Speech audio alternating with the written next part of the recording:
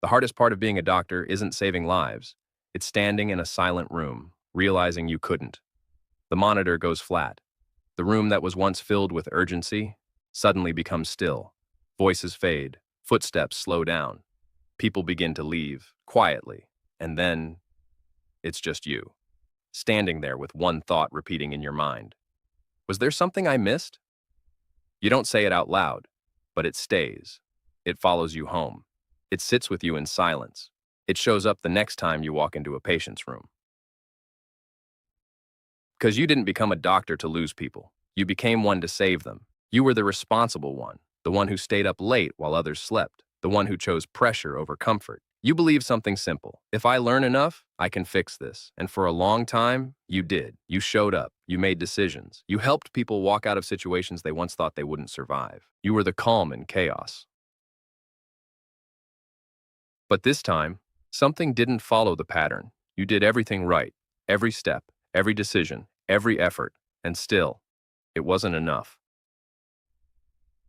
So your mind does what it naturally does. It goes back, not once, but repeatedly, step by step, detail by detail.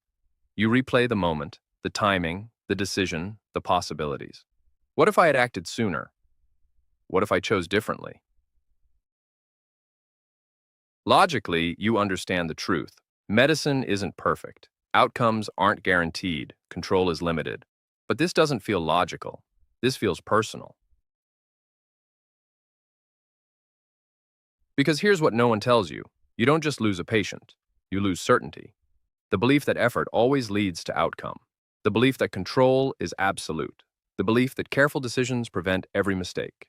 And when that belief breaks, something inside you shifts, quietly. You start checking everything twice, then 3 times. You hesitate where you once moved quickly. You think longer. You question more. Not because you became less capable, but because your brain is trying to protect you. Psychologists describe this as a threat response adaptation. After an intense emotional experience, the mind adjusts. It slows you down. It makes you more cautious. It tries to prevent the same pain from happening again.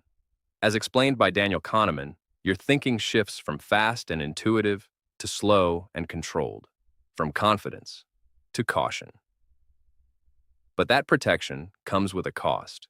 Now every decision feels heavier, not just because of the current patient, but because of the one you lost. That memory doesn't disappear. It stays quietly in the background, not loud, but always present.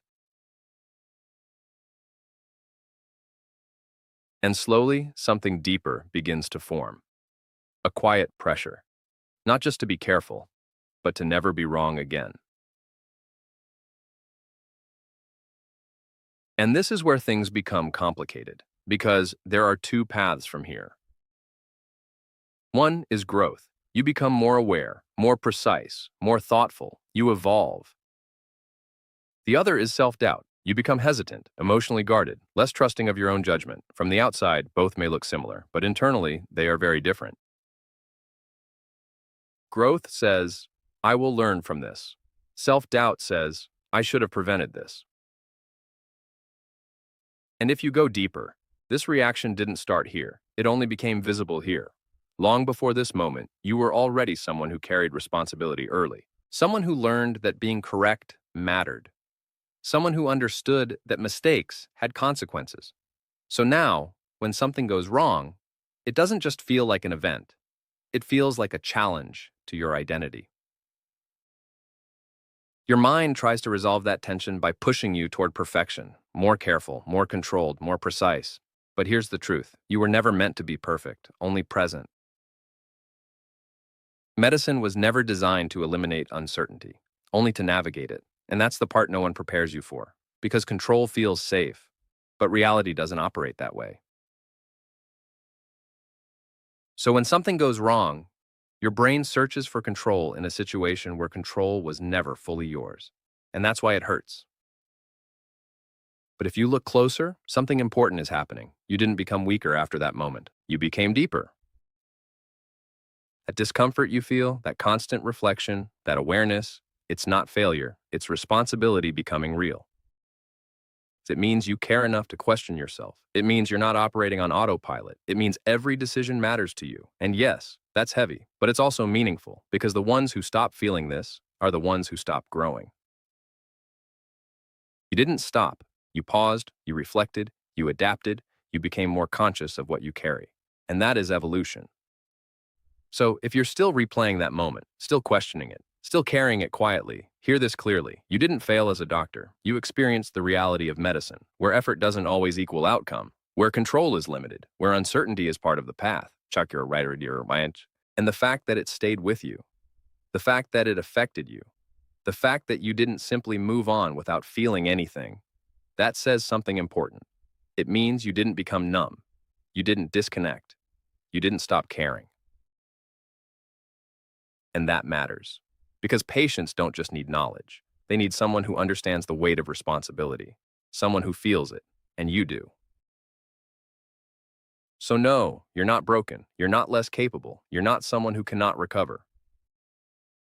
You're someone who faced a moment most people will never truly understand. And instead of walking away, you stayed. That's not weakness. That's strength. Quiet, but real. And from here, you don't go backward. You don't live in fear. You move forward with awareness, with balance, with perspective. Because in the end, it was never about controlling every outcome. It was about showing up fully in every moment you could influence. And if you're still showing up, still caring, still trying, then you're not failing. You're becoming the kind of doctor this reality actually requires. Not perfect, but present. And sometimes, that's more than enough.